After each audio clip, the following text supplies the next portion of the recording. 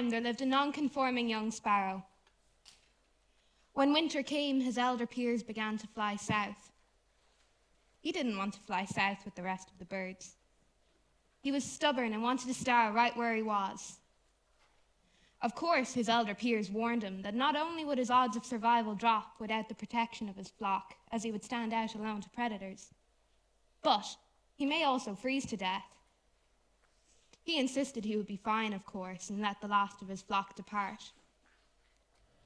The first few days were increasingly challenging, but he held on for as long as he could until it got so cold that the poor sparrow had no choice left but to start flying south.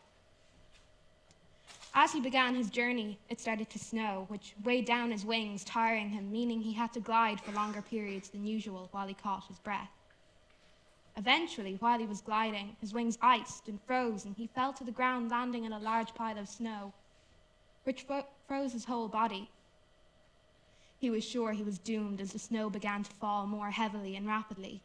But with one last glimmer of life-preserving hope, he started to pray. And as he prayed, he started to slip in and out of consciousness. Just as he expected to pass out, possibly for the last time, he heard what sounded like a large animal's footsteps approaching. Just as he expected to be gripped in huge jaws and eaten, a large cow pooped on the little bird. He was so embarrassed and was sure he would perish in this gross, smelly, and humiliating ending. But within moments, the warm poop began to melt the snow, and he could breathe easily again. He was so happy to be alive, warm, and able to breathe easily again that he started to sing. Unfortunately, a cat happened to be walking by, heard the noise, found him, dug him out, and ate him. This story has 3 morals. The first is not everybody who poops on you is your enemy.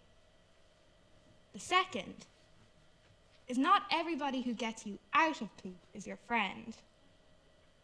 And the third is if you're happy in poop, for goodness sake, keep your damn mouth shut.